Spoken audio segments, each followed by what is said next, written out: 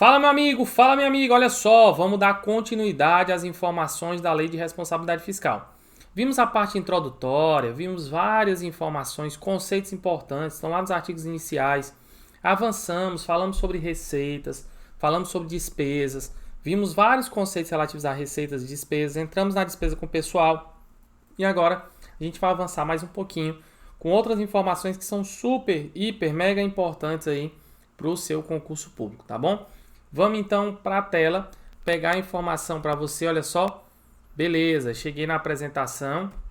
A apresentação está aí na tela para você. Vamos falar de LRF, vamos continuar, né, falando de LRF, tá? E dessa vez nós vamos começar pelo artigo 25, o conceito de transferências voluntárias. Veja, existe o conceito de transferências. O que são transferências, professor? Transferências são aquelas transferências que nós consideramos obrigatórias. São aquelas que a própria Constituição determina. Então, aquilo que a Constituição não determina e que um ente quer passar para outro ente, por exemplo, a União quer passar para Estado, Estado quer passar para município, no intuito de auxiliar aquele ente menor, e ela não está na Constituição, ou seja, não é obrigada a fazer, a isso nós damos o nome de transferência voluntária, tá? Então, ele diz, transferências voluntárias são as entregas de recursos correntes ou de capital a outro ente, então entrega a outro ente da federação, a título de cooperação, de auxílio ou de assistência financeira, que não decorra de determinação constitucional. Por quê? Porque se for na Constituição é obrigatório, não sendo na Constituição é voluntário. Legal, ou os destinados ao SUS. Então veja só, no caso aqui, ele diz que não pode ter determinação constitucional legal, ou seja, está em outra lei determinando que é obrigatório, ou destinado ao SUS. Não sendo isso, é transferência voluntária sim, tá? O parágrafo 2º diz, é vedada, importante guardar isso, a utilização de recursos transferidos em finalidade diversa da pactuada. Então, é feito aqui através de uma cooperação, né, entre os entes, um acordo, e esse acordo, ele tem que, na verdade, seguir aquilo que foi pactuado, tá? Bom, dívida e endividamento. Quando falamos de dívida e endividamento, nós precisamos conhecer os conceitos de algumas dívidas e endividamentos. Dívida pública consolidada ou fundada é aquela dívida de longo prazo, com prazo superior a 12 meses. Então, se ela é maior do que 12 meses, ela é uma dívida pública consolidada ou fundada. Dívida pública mobiliária. Dívida pública mobiliária é aquela relativa aos títulos emitidos pela União. Então, aquela relativa aos títulos públicos. Ah, professor, tem outra dívida? Tem sim. Tem a dívida flutuante.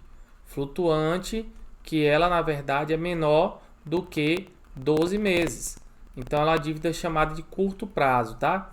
Curto prazo. Um exemplo de dívida flutuante são os prazos, os pagamentos de restos a pagar, né? Então, a dívida flutuante, ela compara com a dívida consolidada ou fundada. Conceito de operações de crédito são compromissos financeiros assumidos, ou seja, são obrigações de pagamento. É o endividamento do governo em si. Concessão de garantia é o compromisso de adimplência da obrigação financeira ou contratual assumida. Ou seja, se eu dou uma garantia, eu concedo uma garantia, eu estou garantindo ao ente credor, no caso o banco, por exemplo, que eu vou fazer aquele tipo de pagamento para ele, né? Refinanciamento da dívida mobiliária é emissão de títulos para pagamento do principal acrescido da atualização monetária. Ou seja, quando eu vou refinanciar a dívida mobiliária, que é essa dívidazinha aqui, eu vou pegar o que eu já tenho, eu entrego a ele em novos títulos e a isso eu vou acrescer juros. Por quê? Porque são juros sobre juros. Eu vou ficar devendo, é como se você estivesse devendo o seu carro, por exemplo, e você vai refinanciar. Então você vai chegar para o banco e vai dizer, olha, não consigo pagar, vou refinanciar. O banco vai emitir para você um novo boleto e ali dentro vão ter mais juros embutidos. Beleza? Conceitos importantes, né? Vamos para frente, vamos lá. Transparência e gestão. Quando a gente fala de transparência e gestão, já estamos falando do artigo 48. Diz assim, são instrumentos de transparência. Então, vou pegar aqui o marca-texto. São instrumentos de transparência quem? Os planos, os orçamentos, as leis diretrizes orçamentárias, as prestações de contas e o respectivo parecer prévio, o relatório resumido de execução orçamentária, REL, e o relatório de gestão fiscal, RGF. As suas versões simplificadas dos documentos também são. Então, tudo aquilo que é relativo a PPA, LDO, LOA, as contas, as situações de relatório resumido de execução orçamentária, relatório de gestão fiscal, tudo isso dá transparência. E, professor, Isso é um princípio, certo? Certo, princípio da transparência. E o que é o princípio da transparência? É dar acesso às pessoas para que elas possam ter exatamente a acessibilidade da informação.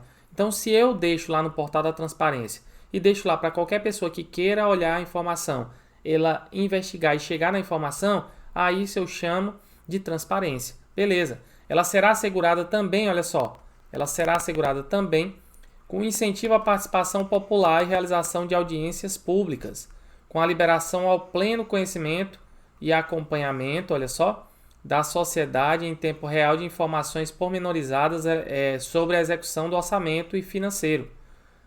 A adoção de sistema integrado de administração financeira e controle. Ou seja, tudo que eu faço com que a população ela possa ter acesso à informação, tudo isso é transparência. Então, transparência é muito simples. É você deixar com que as pessoas tenham acesso àquilo que você tem de informação. Isso é transparência, tá? REREL, Relatório Resumido de Execução Orçamentária.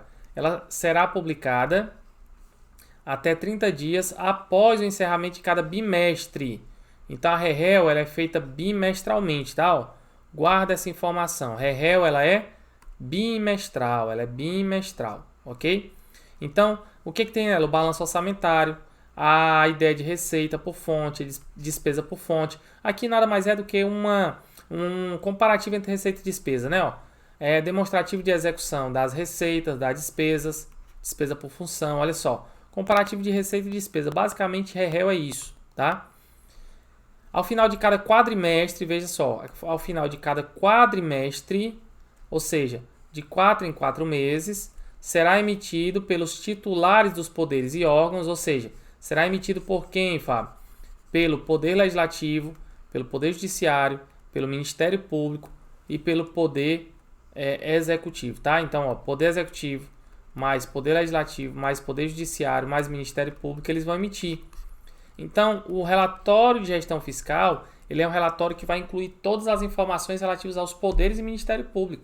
E ele é feito quando, professor? Ele é feito quadrimestralmente. Diferente da REREL, RGF é quadrimestral, tá? Ele é assinado pelo chefe do Poder Executivo, ó. Ele é assinado pelo presidente lá da mesa diretora do Poder Legislativo, o presidente do tribunal e outros equivalentes do Conselho do Poder Judiciário e o chefe do Ministério Público, olha só, da União e dos Estados. Então ele é assinado por todo mundo, tá? Diferente da REREL, aqui todo mundo tem que participar. Bom, o relatório conterá o quê? Aqui é um relatório mais profundo que a REREL. REREL você viu que basicamente é comparar receita e despesa. Aqui não. É o comparativo com os limites, ó. Os limites de que trata esta lei complementar dos seguintes montantes, ó. Da despesa, das dívidas consolidadas, da concessão de garantia, das operações de crédito e demais despesas. Da indicação das medidas corretivas, ó. Medidas corretivas adotadas ou adotar, se ultrapassado qualquer dos limites. Demonstrativos no último quadrimestre que do montante da disponibilidade de caixa, da inscrição resta a pagar, das liquidadas, das empenhadas e não liquidadas, da não inscrita por falta de disponibilidade, ou seja, todas as informações relativas ao último quadrimestre para saber se eu vou ter condição de assumir e arcar com o pagamento daquilo que eu já empenhei, ou se eu vou gerar mais resta a pagar do que aquilo que eu imagino que vou gerar, ou seja, situações que vão me comprometer a trazer à luz uma ideia de controle, de acompanhamento da informação do que está acontecendo no meio da execução para ver se eu vou bater a meta fiscal. Ah, professor, beleza. Fiscalização da gestão fiscal. Quando a gente fala da fiscalização, o artigo 59 diz, ó, o Poder Legislativo, ele que faz a fiscalização, né?